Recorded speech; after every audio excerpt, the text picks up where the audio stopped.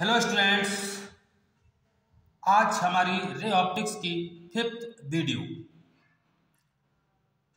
जो काफ़ी लंबी हो सकती है, जिसमें मैं आज कुछ पॉइंट जैसे क्रिटिकल एंगल क्या होता है, what is the relation between refractive index and critical angle, total internal reflection, totally reflective glass prism, ये 4 टॉपिक मैं आज इसमें लेने जा रहा हूँ।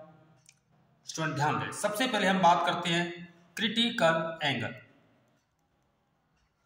क्रिटिकल एंगल क्या होता है स्टूडेंट? कि जब हम कोई रेज डेंसर मीडियम से रेयर मीडियम में इंसिडेंट करते हैं, मान लो सपोज एंगल आई सी मैंने नाम दिया, तो किसी एंगल आई सी जो कि डेंसर मीडियम में, तो वो after refracting this rays grazing emergent means कि जो रिफ्रैक्टिव एंगल होता है 90 डिग्री होता है स्टूडेंट। तो जिस एंगल पर आईसी पर जिस पर हुआ उस एंगल को हम कहते हैं क्रिटिकल एंगल, जिस पर आपका रिफ्रैक्टिव एंगल 90 डिग्री हो। ठीक है ना स्टूडेंट? ग्रेजिंग इमरजेंस, ठीक है ना स्टूडेंट? तो यही होता है हमारा क्रिटिकल एंगल। तो इसकी डेफिनेशन लिखना चाहें तो लिख दो कि it is the angle of incident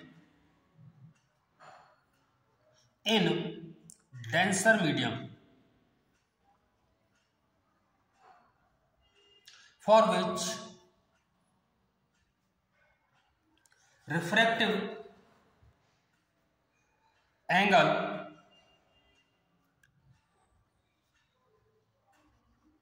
in rare medium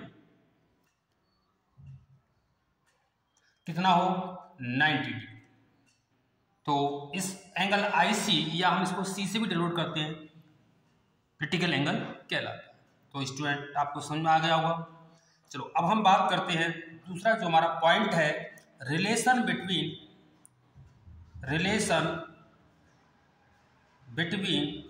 refractive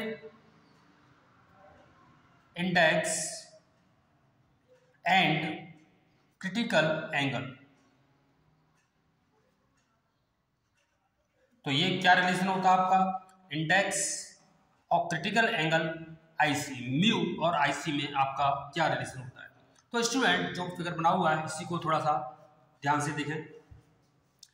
तो इसमें रिफ्रैक्शन हो रहा है, तो स्टूडेंट आपको पता है इसमें स्नेल लॉ लागू होगा, तो हम स्नेल लॉ इसमें लगाते हैं। यहाँ रेज डेंसर से रेयर में जा रही है, पहली शर्त है, ये कंडीशन है। ठीक है ना स्टूडेंट? ये ध्यान रखना है, अगर शर्त पूछता है कोई तो आपको कंडीशंस के बारे में क्या बताना है कि रेज का डेंसर से रेयर मीडियम में जाना बहुत जरूरी है, अदरवाइज हमें ये कंडीशंस दिखाई नहीं पड़ेगी। ठीक है ना स्टूडेंट? तो अब हम बात करते हैं इसके रिलेशन बिटवीन इंडेक्स और क्रिटिकल एंगल की बात। तो स्नेल लॉ लगा दें आप सीधे। तो स्नेल लॉ आपका क्या होता है कि मान लो कि ये मीडियम सपोज 1 है और ये आपका 2 है, 1 से 2 में जा रही है डेंसर से रेयर में, तो आपको लिखेंगे 1 म्यू 2। ठीक है ना? स्नेल लॉ था आपका। इंसिडेंट एंगल आपका कितना है साइन IC, क्योंकि अब हमारा IC मैंने इसको लेट किया था, अपॉन क्या होता था स्टूडेंट साइन R क्या है आपका 90 डिग्री। तो स्टूडेंट साइन IC और साइन 90 की वैल्यू 1। तो इस प्रकार स्टूडेंट यही आपका रिलेशन है। तो अगर हम इसको ऐसा भी लिखना चाहें कि sine IC is equal to, अगर लिखना चाहे एयर के रेस्पेक्ट में यानी रेयर के रेस्पेक्ट में अगर डेंसर का इंडेक्स फाइंड करना है तो हम इसको ले सकते हैं 2 म्यू। ये डिपेंड करता है आप किस तरह से इसको ले रहे हैं। तो स्टूडेंट ये होता है हमारा the relation between critical angle and refractive index. Student I hope आपको समझ में आया होगा। चलो इसी से रिलेटेड में एक छोटा सा न्यूमेरिकल लेता हूँ स्टूडेंट। तो इसी से रिलेटेड जो है न्यूमेरिकल है आपका, मान लो एक क्वेश्चन है कि find the critical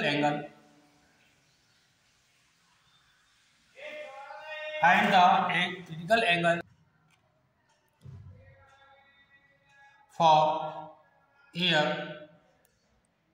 and glass इस ग्लास की जो इंडेक्स है हमें गिवन है 1.5, तो आपको तो इन द फेस तो हमें क्रिटिकल एंगल फाइंड करना है। तो स्टूडेंट कुछ नहीं है इसमें कि जो इंडेक्स है आपकी वैल्यू पुट करें आप। तो इस प्रकार जो स्टूडेंट है आपका जो फॉर्मूला आया था आपका sine I C is equal to 1/2 μ1 means 1/1.5 यानी 10/55 से कैंसिल तो 2/3। तो इस प्रकार स्टूडेंट अगर आई सी जो आएगा आपका साइन इनवर्स 2/3। स्टूडेंट अगर यदि आपको उसकी वैल्यू पता है तो आप लिखें, अदरवाइज इसको इसी प्रकार छोड़ सकते हैं। तो स्टूडेंट्स अब हम बात करने जा रहे हैं total internal reflection. Total internal reflection इसमें यही है कि मान लो कि कोई रेज डेंसर से रेयर मीडियम में इंसिडेंट होती है और ये जो रेज इंसिडेंट होती है स्टूडेंट ध्यान रखना कि हमने जो अभी क्रिटिकल एंगल पढ़ा था वो क्रिटिकल एंगल हमने आईसी लेट किया था कि यदि हम कोई रेज आईसी से अधिक एंगल पर इंसिडेंट करते हैं, मान लो जी आई, यहाँ पर शर्त यही है कि I greater than IC. In case क्या हुआ स्टूडेंट, जब वो रिफ्रैक्टिव एंगल 90 डिग्री था पहले, अब वो रेज क्या करेगी, इस रेयर मीडियम में न जाकर वो रिटर्न इन्हीं सेम मीडियम में या डेंसर मीडियम में ही रिटर्न हो जाएगी। इसी को हम कहते हैं टोटल इंटरनल रिफ्लेक्शन। स्टूडेंट याद रखना है कि आपका जो इंसिडेंट एंगल है वो क्रिटिकल एंगल से अधिक होना चाहिए। उस केस में वो जो रेज है वो रेयर मीडियम में न जाकर डेंसर मीडियम में ही रिटर्न हो जाएगी। इसी फिनोमेनन को हम कहते हैं टोटल इंटरनल रिफ्लेक्शन। इसको हम लिख देते हैं कि व्हेन अ रे of light traveling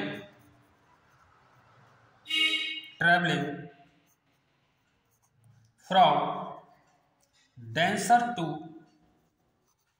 rare medium,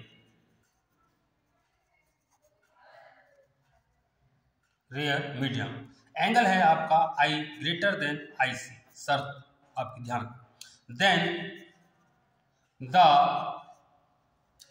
रे ऑफ लाइट रिफ्लेक्ट सेम या इन डेंसर मीडियम।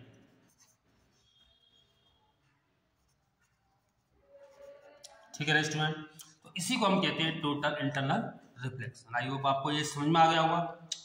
तो शर्त यही आपकी डेंसर से रेयर में आपकी रेज जानी चाहिए और जो एंगल है इंसिडेंट वो क्रिटिकल एंगल से अधिक होना चाहिए, तो वो रेज सेकंड मीडियम में न जाकर पुनः वापस उसी डेंसर मीडियम में रिटर्न हो जाएगी। इसी को हम कहते हैं टोटल इंटरनल रिफ्लेक्शन। स्टूडेंट ध्यान रखना, आपको बता दूं जैसे डायमंड जो हीरा होता है, डायमंड इसका जो क्रिटिकल एंगल होता है 24.4 डिग्री। स्टूडेंट इसलिए हीरो को तराशा जाता है क्योंकि उस हीरे से हम देखते हैं कि बार बार जो चमक रिटर्न होती है, यानी उसमें बार बार टोटल इंटरनल रिफ्लेक्शन होता है। उसको इस प्रकार तराशा जाता है कि 24.4 का उसमें आपका क्रिटिकल एंगल आ जाए। जब उसमें कोई लाइट रेज इंसिडेंट होती है तो उसी मीडियम में यानी वापस रिटर्न होती है और हीरा हमें चमकता हुआ दिखाई देता है। ठीक है ना स्टूडेंट, इसी प्रकार मारीचिका का भी है, तो उसके बारे में बताऊंगा आपको। तो अब हम बात करने जा रहे हैं टोटली रिफ्लेक्टिव ग्लास प्रिज्म। तो स्टूडेंट अब हमारा जो अगला टॉपिक है totally reflective glass prism. Student ये बोर्ड लेवल से लेके बहुत ही इंपॉर्टेंट क्वेश्चन है और ये आता भी है बोर्ड एग्जाम में, तो इसके लिए कुछ बातों को आपको ध्यान रखना है जो मैं लिख भी देता हूँ, तो ये कोई ज़्यादा कठिन नहीं है, आसान है। तो आपको एक तो याद रखना है कि जो क्रिटिकल एंगल होता है, critical angle for glass prism वो होता है आपका 42 डिग्री। 42 डिग्री इसका मतलब ये स्टूडेंट कि यदि कोई रेज हमारी 42 डिग्री से कम पर है तो आपका उसमें रिफ्रैक्शन होगा, और यदि 42 डिग्री से ज़्यादा एंगल पर इंसिडेंट होती है तो उस केस में आपका रिफ्लेक्शन होगा, जो आपको ऊपर दिखाई दे रहा है कि जैसी क्रिटिकल एंगल से ज़्यादा है तो हम देख रहे हैं रिफ्लेक्शन हो रहा है उसी मीडियम में, और अगर इससे कम है तो आपका रिफ्रैक्शन होगा, यानी वो दूसरे मीडियम में रेज आपकी जानी ही। तो इस बात को आपको ध्यान रखना है।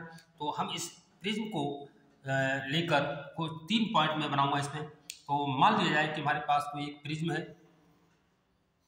इसकी 3 कंडीशन लूंगा मैं। फर्स्ट कंडीशन कि यदि ये 90 डिग्री है और ये आपका 45, अभी मैं 45 पर लेकर चल रहा हूँ, लेकिन आप समझ जाएंगे तो आप किसी भी एंगल के लिए ये फाइंड कर सकते हैं। सपोज कि मान लो कि कोई एक लाइट रेज इस पर मैंने इंसिडेंट की PQ। अब स्टूडेंट ये ऐसा फिगर बना हुआ आ गया एग्जाम में और आपको उसको पूरा कंप्लीट करना है, तो आपको क्या ध्यान रखना है, तो स्टूडेंट ध्यान रखें, इस सरफेस पर मैंने जो रेज इंसिडेंट की है PQ, वो नॉर्मली, यानी आप देख रहे हैं यहाँ पर 90 एंगल पर है, तो आपको पता है कि कोई रेज अगर नॉर्मली इंसिडेंट होती है तो वो नॉर्मली ही एंटर करेगी। तो इस सेकंड जो सरफेस है आपके इस पॉइंट पर वो इंसिडेंट हुई। स्टूडेंट अब यहाँ इस पॉइंट, सपोज ये पॉइंट हमने इसको A नाम दे दिया। अब यहाँ समझ में नहीं आ रहा कि आप क्या करें, तो स्टूडेंट आपको सबसे पहले इस पॉइंट पर नॉर्मल खींचना है आपको, ठीक है ना स्टूडेंट। अब ध्यान से समझें, तो अब हमें ये देखना है सबसे पहले कि ये जो रेज इंसिडेंट हुई थी इस पॉइंट A पर, ये नॉर्मल के साथ कितना एंगल बना रही है, यानी इसका जो इंसिडेंट एंगल है वो मेन है हमारे लिए। तो उसे कैसे फाइंड करेंगे, तो आपको रूल्स पता ही है कुछ, कि ये नॉर्मल है तो ये आपका 90 हुआ, और ये 45 है तो ये एक ट्राइंगल है, और ट्राइंगल के जो तीनों एंगल होते हैं इंटरनल, उनका जो सम होता है 180 डिग्री होता है ना स्टूडेंट। तो ये 45 तो आपका ये भी आपका 45 हुआ, ठीक है ना स्टूडेंट। और ये 45 है और ये नॉर्मल है तो ये आपका 90 डिग्री होगा, तो इट मीन्स ये इंसिडेंट जो एंगल होगा आपका वो आपका 45, तो हमें ये पता चल गया 45। अब जो इंसिडेंट जो एंगल आई है जो है 45 है, और जो ग्रेटर देन क्या है 42 से, तो आपको यहाँ पर अगर बना हुआ है तो अब इस रेज का क्या हुआ, टोटली रिफ्लेक्शन, यानी ये इसी मीडियम में वापस रिटर्न होगी और उसी एंगल पर होगी, क्योंकि आपको पता है रिफ्लेक्शन के जो लॉ होते हैं I और R इक्वल होते हैं। तो स्टूडेंट हमने इसको रिफ्लेक्ट कर दिया और 45 पर ये रिफ्लेक्ट हुई। अब स्टूडेंट थोड़ा ध्यान दें, तो यहाँ पर हमें दिख रहा है कि ये 45 तो आपका ये भी 45 और ये 45 90, तो इसका मतलब ये 90 डिग्री पे टकराएगी इस सरफेस पे, तो यानी नॉर्मली होगी। तो नॉर्मली है तो इसका मतलब ये रेज सीधी ही निकल जाएगी। समझ आया स्टूडेंट, ठीक। इसी प्रकार अब हम इसी रेज PQ को हम दूसरे सरफेस पे, यानी या तो इस पर एक या इस पर, ये 3 कंडीशन बनानी हमें, तो देखते हैं।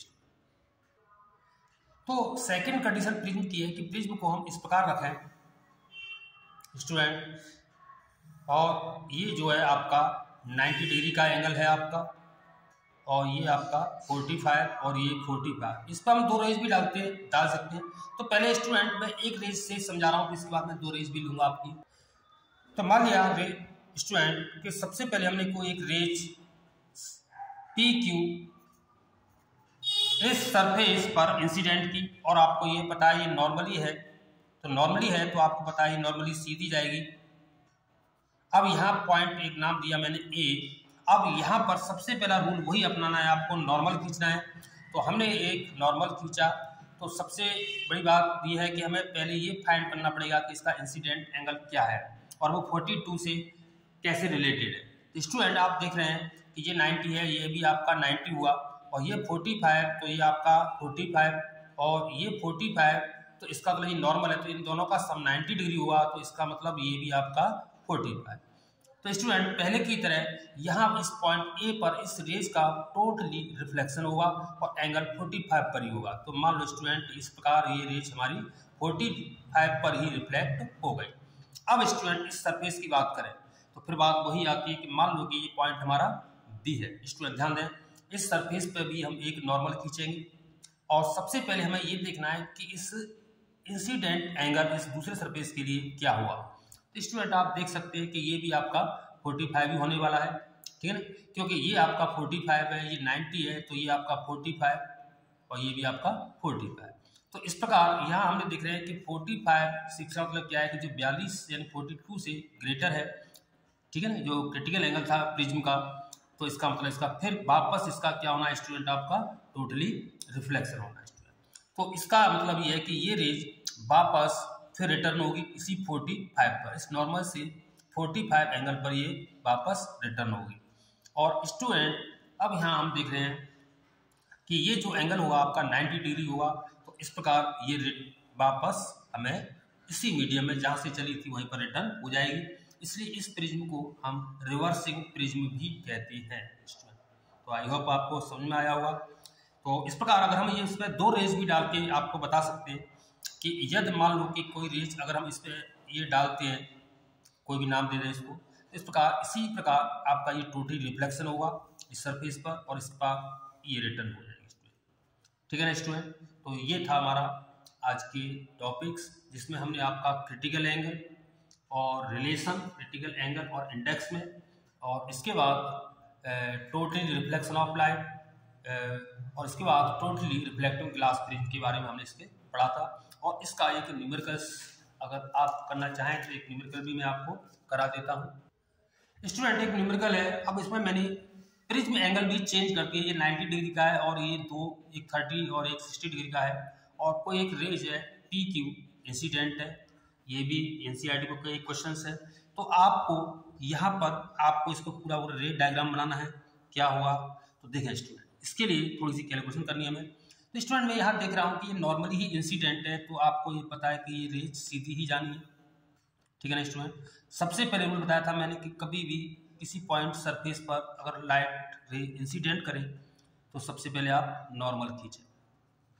तो नॉर्मल से हमें ये कितने एंगल पर इंसिडेंट की, फिर हम उसकी कंपेयरिंग करेंगे 42 डिग्री से। तो ये कैसे फाइंड करेंगे, तो आप स्टूडेंट देख सकते हैं ये 90 डिग्री है, तो ये आपका 90 हुआ, यानी 90 + 30 120, तो ये आपका एंगल आया आपका स्टूडेंट 60 डिग्री। ठीक है ना स्टूडेंट। तो अब ये टोटल नॉर्मल है तो ये 90 डिग्री बैठेगा, तो इसका मतलब ये आ गया आपका 30 डिग्री।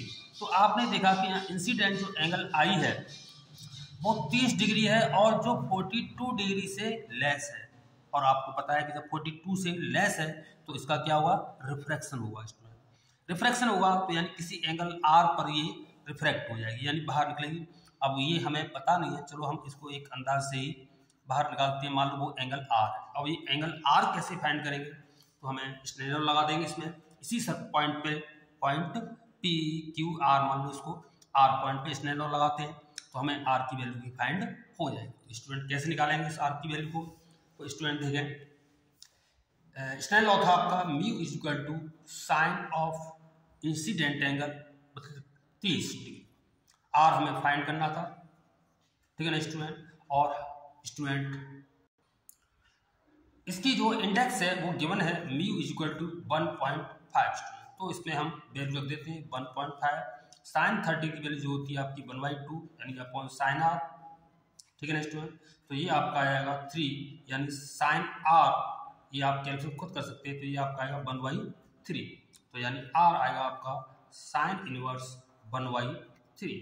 अगर ये आप इसकी वैल्यू जानते तो आप लिखें, अदरवाइज छोड़ सकते हैं। तो इस प्रकार स्टूडेंट आपको ये समझ में आ चुका होगा। ठीक है, थैंक यू।